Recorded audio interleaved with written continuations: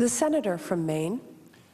Winston Churchill once famously observed that Americans will always do the right thing, only after they have tried everything else.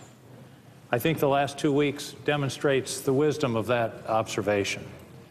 I want to join my colleagues in congratulating first the leaders for putting aside their substantial differences, their substantial partisan divide, to meet together over the last 2 or 3 days and hammer out an agreement that is not going to be acceptable or exciting to anyone, but will in fact put America back together in terms of our government functioning, avoiding the threat of default, and allowing us to move forward with the nation's problems. So my first congratulations is to Senator Harry Reid and Senator Mitch McConnell for coming together as they have in the last 24 hours.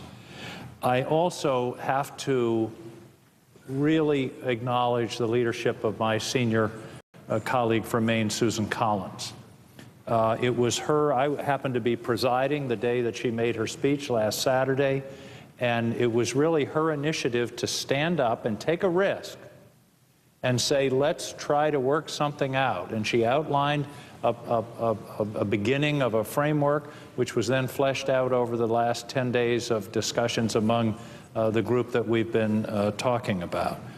And I was interviewed recently on the radio, and somebody said, well, don't you think Senator Collins may be subject to some criticism from some quarter or another about her role in all of this? And I paused for a minute and I said, that's what leadership is. It's the willingness to bear criticism, to stick your neck out. As my dad used to say, he's like the turtle crossing the road. The only way the turtle can cross the road is to stick his neck out.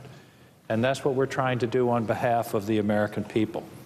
I see that Senator Patty Murray is not on the floor right now, but I am so glad that we are now entering into a process where she and her colleagues on the Budget Committee will be able to work with Congressman Ryan and try to really solve some of these issues that have been plaguing us so severely.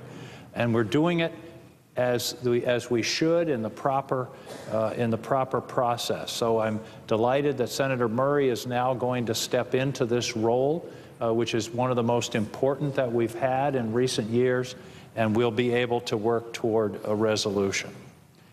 This is an important and perhaps historic compromise where Congress was really looking into the abyss, where Congress was really proving that it could not function and our system could not function in the divided politics of America today. It now appears that our leaders have pulled us back from that abyss and given us an opportunity, not a guarantee, but an opportunity to continue the discussions that started with this terrible shutdown, and will give us the opportunity to try to bring our country together and to resolve the problems that we face.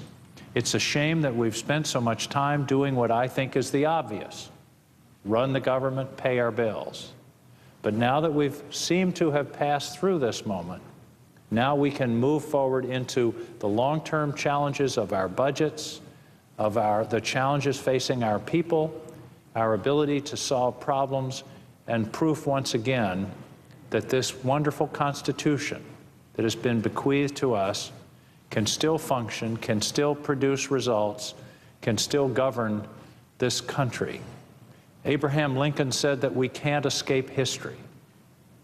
We can't escape history, and this morning the chaplain's prayer talked about being accountable to history.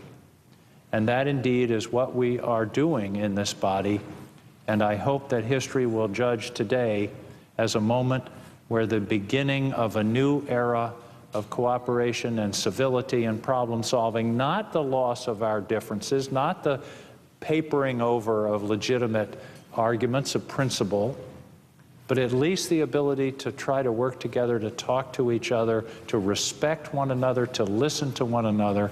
Those are the essential qualities of leadership that I believe we're seeing demonstrated here today, and I hope that it is a beginning, and I want to congratulate and thank all my colleagues, but especially the two leaders for getting us to this moment. I yield the floor.